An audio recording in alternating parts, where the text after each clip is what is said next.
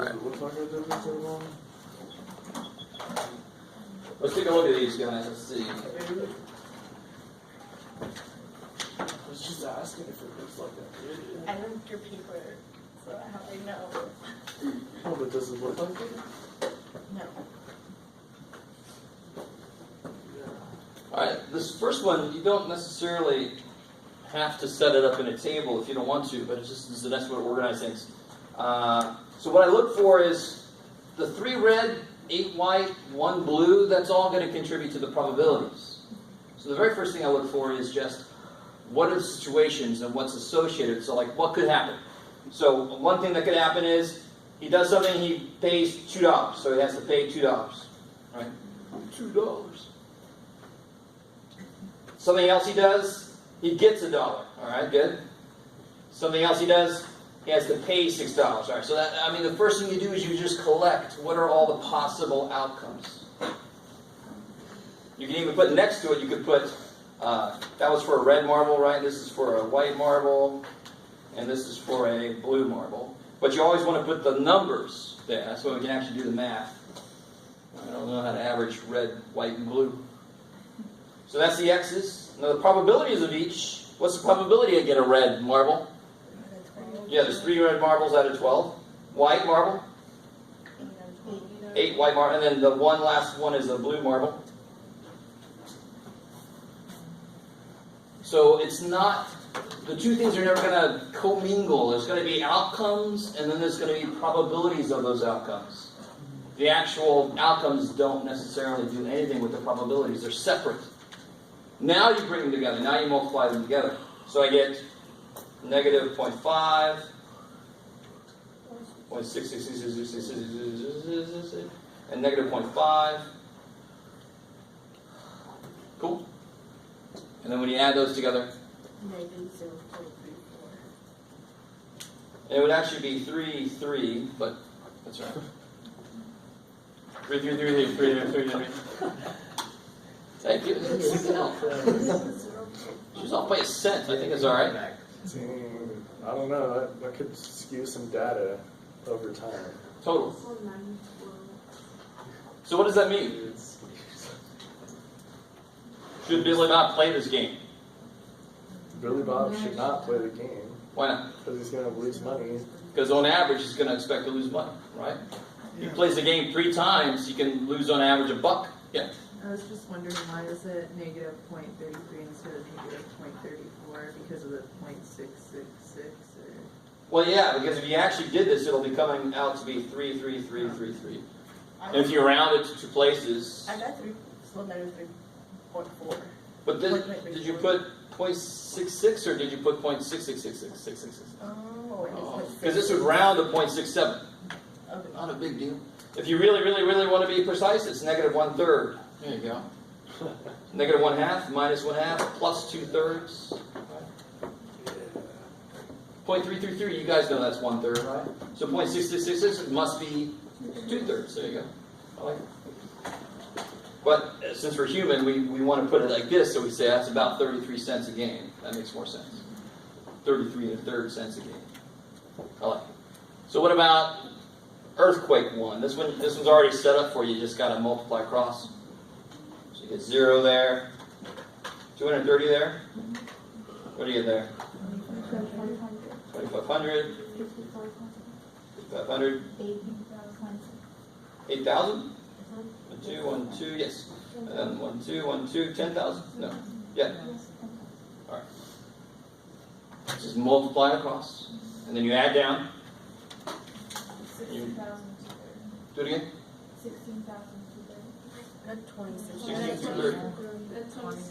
So right here, these two make 18,000 already, right? And then 18, 26, 230? Yes. Yep. Oh, I see. You just left off of 1 somewhere. Okay. So again, this is not for individuals. Normally for individuals, like I was talking with AJ about, it's like anywhere from $400 to $1,600, depending on how large your place is and where you live. If you're right on the San Andreas Fault, you might have to pay a little bit extra. If you want to live there, have the privilege of vibrating every now and again. That's Alright. what she said. So that's just the answer, that's it? Yeah. So what this means already, by what we did, this means that's how much they can expect to pay out per company, on average. That's how much they can expect to pay out per company. So to make that money back, they're going to set their premiums to be at least that. They're obviously going to set it up to be more than that. What's the premium? Do you pay car insurance? I do. All right, so those are premiums. The amount you pay, that's your premium. The amount you pay per month or like every 6 months, however you have it set up, those are your premiums. Okay. Cool, I like it. Oh. All right. And they should calculate those car insurance premiums basically the same way, based on your. So if some of you guys have like a good student discount, maybe. I remember with mine ran.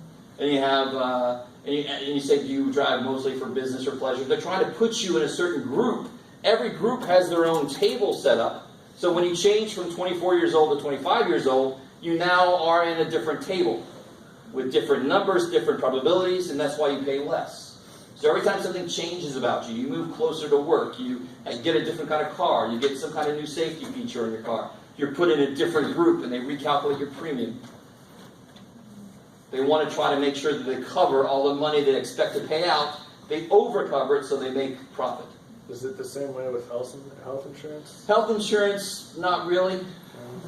I mean, Health if you insurance, just pay, sort of, but the math there is so fuzzy because, and that's what makes some people able to get away with some stuff, but because there's so many variables. Car insurance, there's not as many variables involved, right? Health insurance, holy shit, man. Genetics and what you eat and what you do and what you don't do and holy crap, right? I mean, there's so many variables I would never, never would I do work there. Yes? So it means if it's exactly this amount, it means that that company doesn't make any profit? Yeah, that means from their calculations that they wouldn't make any profit. And they would not survive. Out of the kindness of their heart, they would just forage for food. I don't know what they would do then. They couldn't afford anything. They would live in one of these companies' buildings that they sell insurance to. So this one is a lot like the one we did earlier with the lottery tickets. So there's 500 tickets are sold for $3 each. 3 prizes will be awarded, blah, blah, blah, blah, blah. You buy 1 ticket this time. So now, again, you just accumulate. So it's $3 each. I made it kind of a gross number, but too bad. There's actually some different math you could do here, but I'm not even going to teach it. If somebody can find it themselves, it's awesome. But I'm just going to teach it straight up. So how much? So I could win $400, which means I would make a profit of what? $397. $397. I could also win $100. There's 2 of those, right? So I'm going to incorporate that into the probability. So I could win $400. I could win $100. And how much would I actually win? 97. 97. Now, what's the probability? Real quick, before I go to the losing, what's the probability of winning this prize here? 1 out of 500. Yeah, 1 out of 500. This prize? 2 out of 500. Yeah, 2 out of 500. I love it. So there's several reasons why the probability might change. Maybe there's more ways to win it, or if I buy more tickets, that makes more ways to win it. 2 out of 500. So if I lose, how much money am I out? $3. $3. I like it. Yes, ma'am. Doesn't it change though? So the first person who gets it, doesn't it pull 1 ticket out? That was Aaron's question. All this calculation we're doing is before it happens. Alright. Once they start drawing things, then the probabilities will change. Are you with me? So that's a really good question. I love it because we're going to have to worry about that later when we're actually having things happen. You know, where I drew something and I throw it away or feed it to my little brother. Yeah. Okay, so basically it's like you pick out a marble and you put it back. Basically. This is not even that because it's not even happening yet. This is all theoretical. This is all my expected value just from my own perspective. The minute things start to change, then obviously the probabilities are going to change, right? So if I really want to win that first prize, the $400, if they pick somebody's ticket for that and somebody else wins it, what's my probability now of winning it? 0. But can it influence my decision to buy a ticket or not? I've already bought my ticket. Shit. So I'm going to calculate this before I buy anything. The minute something happens, it's not going to happen for me if somebody else gets it, but That's too bad for me. That's all caught in these probabilities. I got a very low chance to win. Yes? And in this example, you're only allowed to buy one ticket? In this example, we bought one ticket. We had $3 on us, right? Right? We're all one person walking around. We were like, oh, I got $3, I'll buy one ticket, sure. Right? But maybe they would let us buy more, I don't know. Okay. We just happened to buy one ticket. That would also change the probability. Totally. So we had a situation somewhere. Here, we bought 2 tickets that changed the probabilities. And then I wanted to show you a situation where it was just because there are more ways to win $100 in this case. So there are 2 ways to win. So what's probability heal? Yeah. 497. Yeah. Yeah. Because you got to make this come out to be 100 total. Yeah, 497 losing tickets.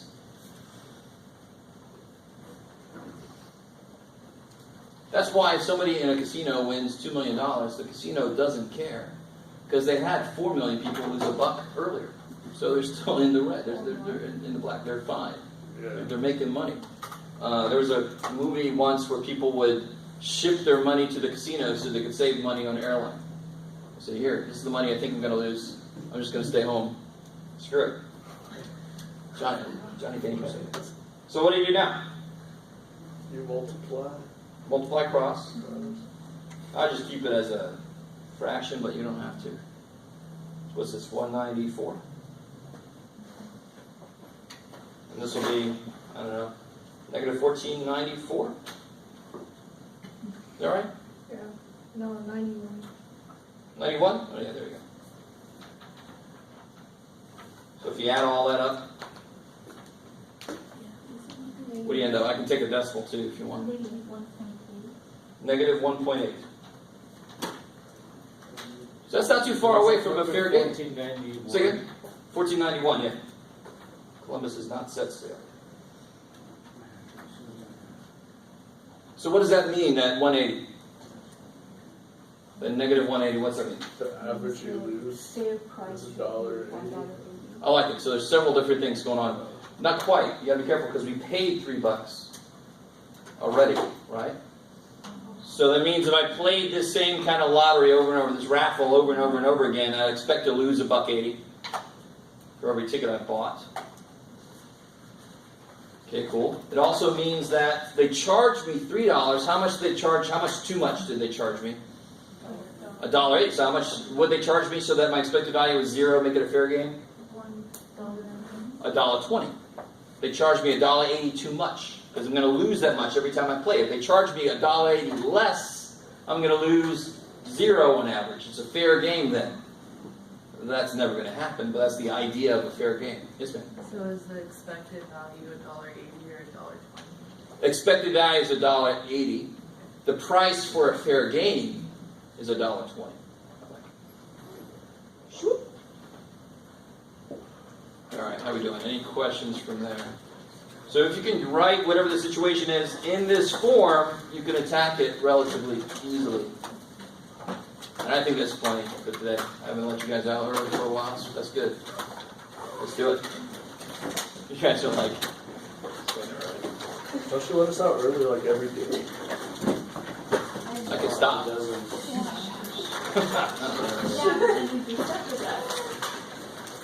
That's fine.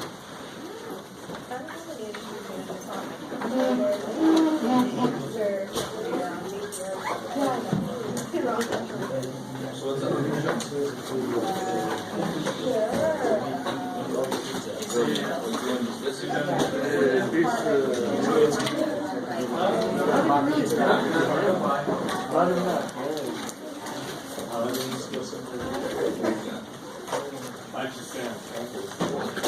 what's That's okay.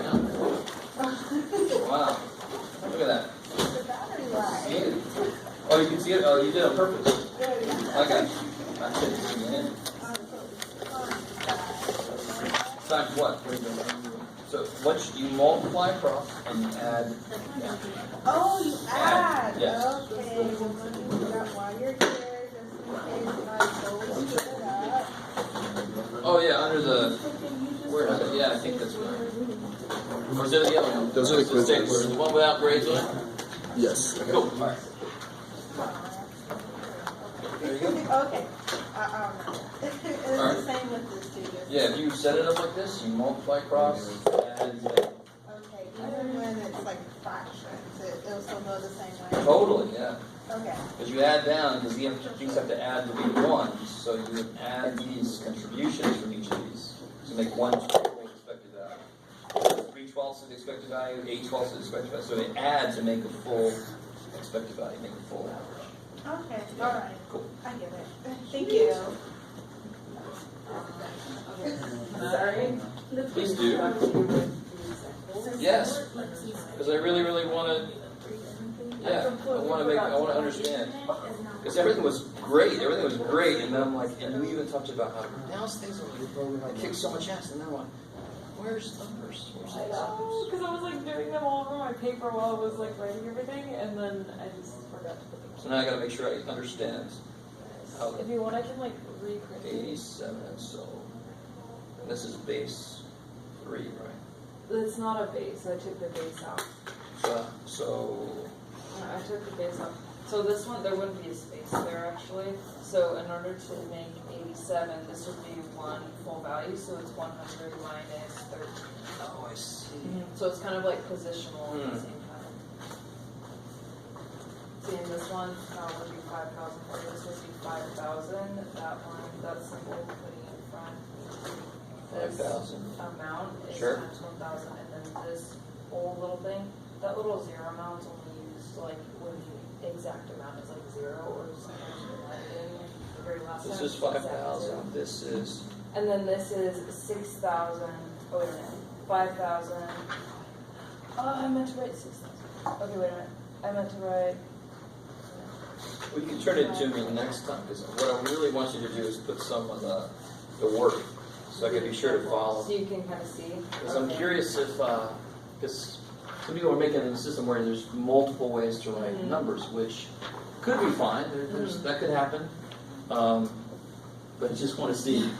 Yeah, I'll reprint it and then bring it back to you. All right. The example. Do we have kids next week?